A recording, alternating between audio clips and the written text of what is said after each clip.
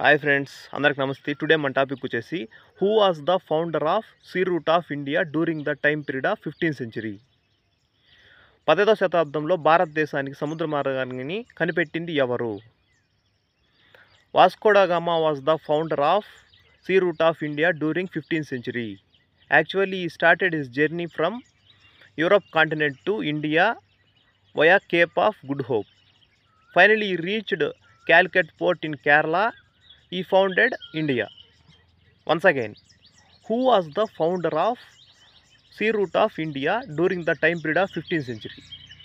15వ శతాబ్దంలో భారతదేశానికి సముద్ర మార్గాన్ని కనిపెట్టింది ఎవరు? వాస్కో డ gamma was the founder of sea route of India during the time period of 15th century. Actually, he had born in Portuguese.